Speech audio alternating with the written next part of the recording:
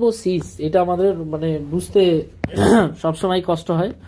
জিনিসটা অনেক সময় আছে এক লাইনে শুনতে চাই ম্যাডাম, আমরা ওইটাই বলতে পারি না পরীক্ষার সময়, তো ভেরি ভেরি স্যাড জিনিসটা।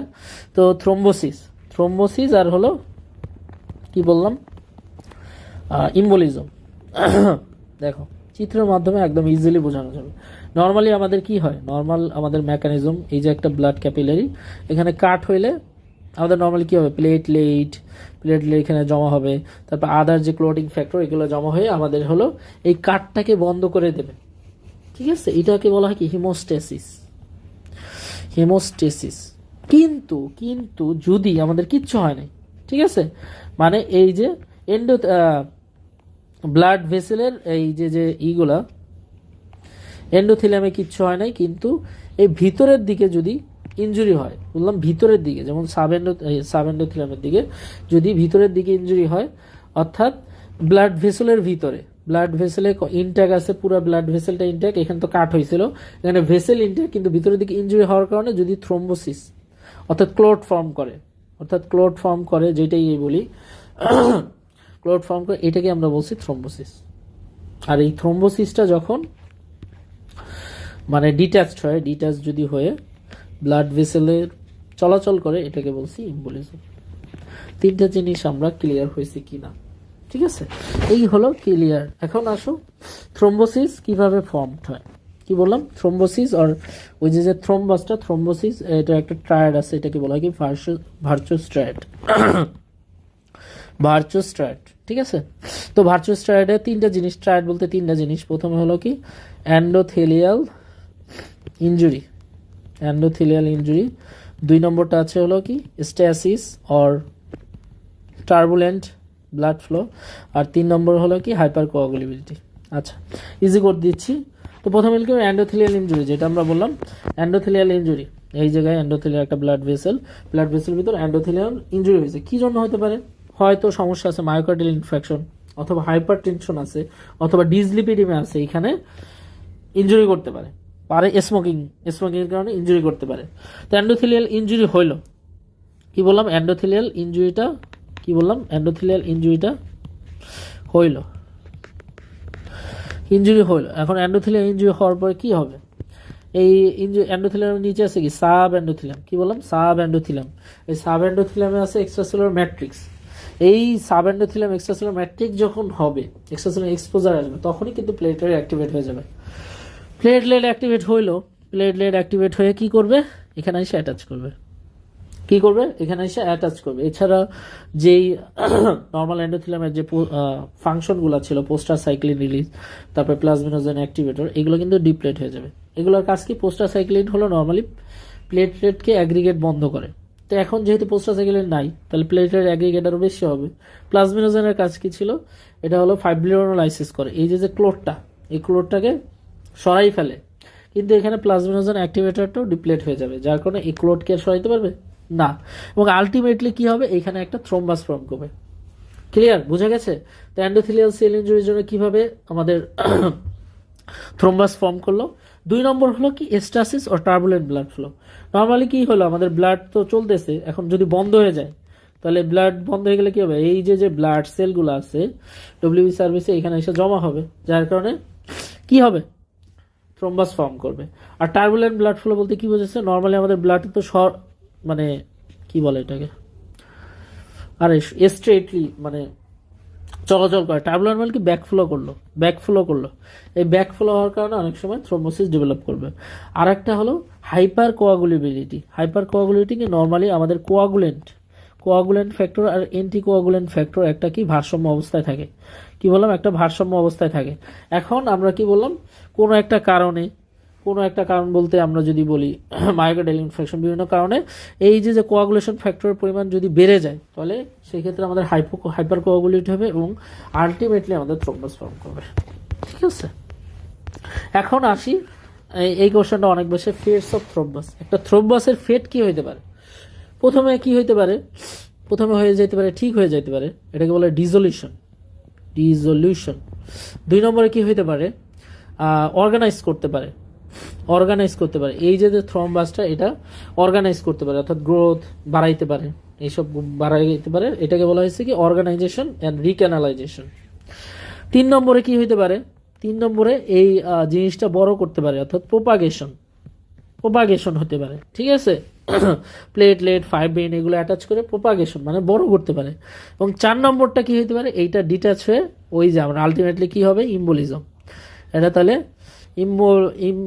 ইম্বোলাইজেশন করতে পারে। তাহলে 4টা ফেড আছে, একটা হলো ডিসোলিউশন, অর্গানাইজেশন, প্রোপাগেশন আর ইম্বোলাইজেশন। এই যে তাহলে কিন্তু আমরা কিন্তু তোমার হল ইমোবিলাইজেশনে চলে গেলাম। আচ্ছা, এর আগে আরেকটা ডিফারেন্স জানা লাগবে, ভেরি ভেরি ইম্পর্টেন্ট, সেটা হলো ইম্বোলিজমের আগে দেখাই। আচ্ছা,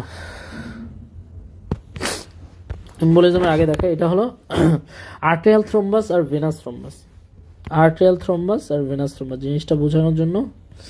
আচ্ছা, এইখানে ধরো আর্টারিতে একটা থ্রোম্বাস হলো, আর এদিকে ভেনাসে একটা থ্রোম্বাস হলো। এটা অনেক সময় ডিফারেন্স দেয়, আর্টেরিয়াল থ্রোম্বাস আর হলো ভেনাস থ্রোম্বাস। কি বললাম? আর্টেরিয়াল থ্রোম্বাস আর ভেনাস থ্রোম্বাস। আর্টেরিয়াল থ্রোম্বাসটা মেইনলি হবে একটা side of the endothelial injury. যেই সব জায়গায় এন্ডোথেলিয়াল ইনজুরি হয় সেই সব জায়গায় আর্টেরিয়াল থ্রোম্বাস হয়। আর ভেনাস থ্রোম্বাসটা মেইনলি হয় হলো স্টাসিস, যেখানে ব্লাড ফ্লো কমে যায় সেখানে ভেনাস থ্রোম্বাসটা হয়, ঠিক আছে। আচ্ছা, নেচারটা কিরকম থাকে? আর্টেরিয়াল থ্রোম্বাসটা ফ্রিকুয়েন্টলি অকুলসিভ, মানে এটাকে বলে মুরাল থ্রোম্বাস। কি বললাম? Mural thrombus. আর এখানে আমি বলতেছি অক্লুসিভ, মোস্টলি অক্লুসিভ। মুরাল মানে হলো পুরাটা, এই যে দেখছো এখানে শুধুমাত্র আর্টেরিয়াল থ্রোম্বাস এইটুকু জায়গা, পুরাটা কিন্তু আর্টারিকে কাভার করে নাই, তাহলে এর জন্য এটাকে বলছে মুরাল থ্রোম্বাস। এবং এটা হলো আন্ডারলাইং স্ট্রাকচারের সাথে অনেক বেশি অ্যাটাচমেন্ট করে থাকে, এটাকে বলছে মুরাল থ্রোম্বাস। আর এদিকে ভেনাস থ্রোম্বাসটা কিন্তু কমপ্লিটলি অক্লুসিভ করে রাখছে একদম, ঠিক আছে, এর জন্য এটাকে আমরা বলছি অক্লুসিভ থ্রোম্বাস। তারপরে 3 নম্বর ডিফারেন্সটা বলতে পারি, এই দেখো আর্টেরিয়াল থ্রোম্বাসটা তোমার এই জায়গায় মেনলি এই থ্রোম্বাসটা তৈরি হয় কি প্লেটলেট, তারপরে তোমার ফাইব্রিন, রেড সেল, ঠিক আছে, এখান দিয়ে তো একটা ব্লাড যায়, ঠিক আছে, প্লেটলেট, ফাইব্রিন, রেড সেল এইগুলো দিয়ে তৈরি হয় এই আর্টেরিয়াল থ্রোম্বাসটা। যার কারণে এইখানে এই থ্রোম্বাসটা কম্পোজিশন যদি বলি ওইগুলা বলবো। আর তোমার হলো ভেনাস থ্রোম্বাসটা মেইনলি তৈরি হয় শুধু, বেশিরভাগই থাকে আরবিসি, আর অন্যান্য জিনিসগুলো কম থাকে, এর জন্য এটার কালারটা কিরকম থাকবে, পেল কালার, আর এই জায়গায় কালারটা রেড থাকবে। কথা ক্লিয়ার? 4 নম্বর কি অ্যাটাচমেন্ট, আমরা বললাম অলরেডি, ফার্মলি অ্যাটাচ থাকবে, আর এই জায়গায় লুজ অ্যাটাচ থাকবে।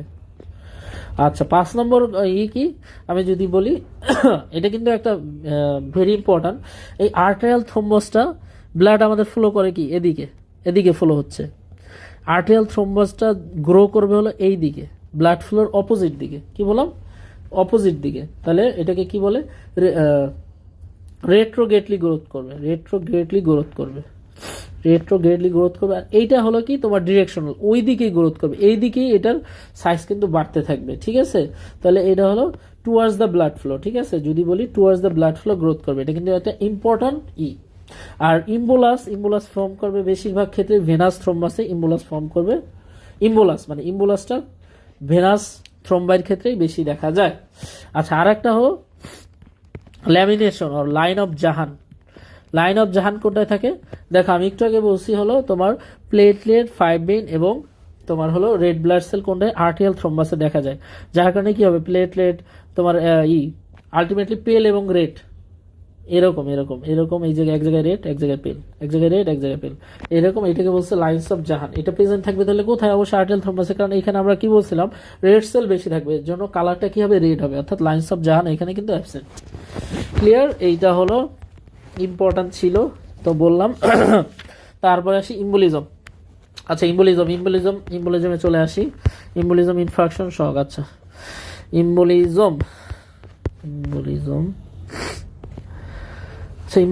ইম্বোলিজমে আমাদের প্রথমে টাইপ জানতে হবে। ইম্বোলিজম অলরেডি বলা হয়েছে, এই জায়গা থেকে থ্রোম্বাস থেকে যদি সলিড হইতে পারে, লিকুইড হইতে পারে, গ্যাসিয়াস হইতে পারে, ইম্বোলিজম সব হইতে পারে। এখান থেকে যদি ডিটাচ হয়ে যায় থ্রোম্বাসটা, এটাকে বলে থ্রোম্বো ইম্বোলিজম। ইম্বোলিজম অন্যান্যভাবে হতে পারে, ধরো ব্লাড ভেসেল অনেক সময় আছে তোমার, আর ব্লাড দেওয়ার সময় অনেক সময় ঢুকে যেতে পারে অনেক বেশি পরিমাণে, সেই ক্ষেত্রে এয়ার ইম্বোলিজম বলা হচ্ছে এটাকে। আবার লিকুইড ইম্বোলিজম হতে পারে, অ্যামনিওটিক ফ্লুইড ইম্বোলিজম ডেলিভারির সময় হতে পারে। আচ্ছা, ডেলিভারির সময় হতে পারে কিভাবে? ওই বিভিন্ন ধরনের যে পার্টিকেলগুলো, ফিটাল পার্টিকেলগুলো ম্যাটারনাল সার্কুলেশনে চলে আসতে পারে। তো এটাকে অ্যামনিওটিক ফ্লুইডটা, স্পেশালি অ্যামনিওটিক ফ্লুইডটা তোমার হলো সার্কুলেশন যখন চলে আসে তখন এটাকে অ্যামনিওটিক ফ্লুইড ইম্বোলিজম বলে। তো এর ভিতর ইম্বোলিজমের ভিতর টাইপ আমরা যেটা বললাম, সলিড, লিকুইড, গ্যাস, ঠিক আছে, তিনটা মেইন টাইপ। সলিডের ভিতর আছে কি থ্রম্বো ইম্বোলিজম, থ্রম্বো ইম্বোলিজম, এবং এইটাই সব থেকে বেশি, ঠিক আছে। তারপর আছে ফ্যাট ইম্বোলিজম, হাবি যাবে অনেক কিছু আছে, ঠিক আছে। থ্রম্বো ইম্বোলিজমটা যদি বলি এটাকে পালমোনারি ইম্বোলিজম বলা হয়। এর মেকানিজমটা যদি বলি তো এটা হলো তোমার পা, মনে রাখো পা, হার্ট মনে রাখো এটা। তো পালমোনারি ইম্বোলিজম তোমার মেইনলি মানে এটা অরিজিনেট করে হলো ডিপ ভেনাস থ্রম্বাস, মানে এই যে ভেইন, এই ভেইন থেকে তোমার থ্রম্বাস ফর্ম করবে এইখান থেকে ফর্ম করে তোমার হলো হার্টে চলে আসে চ্যানেলের মাধ্যমে। এই জায়গায় কি থাকে, ইনফ্রা ভেনা থেকে রাইট অ্যাট্রিয়াম থেকে রাইট ভেন্ট্রিকল, তারপর আমরা জানি কি এখানে লাং থাকে। তো রাইট ভেন্ট্রিকল থেকে এখানে লাঙে আসবে, লাঙের ভিতরে আইসা এইখানে তোমার ইম্বোলাস ফর্ম করবে, বুঝছো, ভাস্কুলেচারের ভিতর ইম্বোলাস ফর্ম করবে। এইটাকে বলা হচ্ছে পালমোনারি ইম্বোলিজম। তো পালমোনারি ইম্বোলিজমের কারণে কি হবে, এখানে যদি ব্লক হয়ে যায় লাং থেকে তো ব্লাড লেফট অ্যাট্রিয়াম বা লেফট ভেন্ট্রিকুলার যাইতে পারবে না, তো ব্লাড আবার ব্যাক পাস করে তোমার কি করবে, রাইট হার্ট ফেলার করে দেবে, এই হার্টটা ফেলার করে দেবে, যেটা এটাকে আউটকাম, মানে এইগুলো হলো আউটকাম। রাইট হার্ট ফেলার হতে পারে, নর্মালি ইম্বোলাই কিন্তু সাইলেন্ট থাকে 60 to 80% ক্ষেত্রে, কিন্তু অনেক সময় এই যে রাইট হার্ট ফেলার হতে পারে, বুঝছো জিনিসটা। তারপরে যদি বলি ফ্যাট ইম্বোলিজম কীভাবে হতে পারে, অনেক সময় আছে কি তোমার এই যে হলো বোন ফ্র্যাকচার হয়, বোন ফ্র্যাকচার করে বোনের ভিতরে কি থাকে, বোন ম্যারো থাকে, বোন ম্যারোগুলো কোথায় চলে আসতে পারে, বোন ম্যারোগুলো চলে আসতে পারে তোমার ভেইনের ভিতর চলে আসতে পারে, যার কারণে এই ভেইনে আলটিমেটলি তোমার পালমোনারি এবং সেরেব্রালার যে মাইক্রোভাস্কুলার ওইগুলো তোমার বন্ধ করে দেবে। এই হলো ইম্বোলিজম এইগুলাই আছে। আর আরেকটা টপিক আছে ইনফাকশন কি, যেমন যদি আমি বলি এটা হলো আর্টারি, এটা ধরো ভেনাস। এখন আর্টারি দিয়ে কি হবে, ব্লাড সাপ্লাই পায়, তো ব্লাড সাপ্লাইটা বন্ধ হয়ে গেল, ব্লাড সাপ্লাই আসবে এখানে, আসবে না। তাহলে এইটাকে বলা হয় এই যেই জায়গাটায় কি ব্লাড সাপ্লাই আসলো না, এই জায়গাটাই আমরা বলছি ইনফাকশন। আরেকটা ভাবে কিভাবে হইতে পারে, যেমন ধরো এই যে আর্টারি, এদিক ভেইন, আর্টারি দিয়ে ব্লাড সাপ্লাই ঠিকই আসলো, কিন্তু এই ভেইন দিয়ে ড্রেনেজ করতে পারলো না, কারণ এখানে একটা অক্লুশন আছে, যার কারণে ভেনাস ড্রেনেজ হয় নাই, যার কারণে এইখানে কি হবে, ব্লাডটা কনজেশন হয়ে থাকবে। এই ক্ষেত্রে আমরা ইনফাকশন বলবো। কি বললাম, এই ক্ষেত্রে ইনফাকশন বলবো, কারণ এখানে যে ব্লাডটা আছে ওটা কি কনজেস্ট হয়ে আছে, ডিঅক্সিজেনেটেড ব্লাড, কারণ ব্লাডটা আর যাইতে পারতেছে না, তাহলে সেই ক্ষেত্রে আমরা কিন্তু ইনফাকশন বলবো। তাহলে শেষ, এখানে আপাতত এইটুকুই।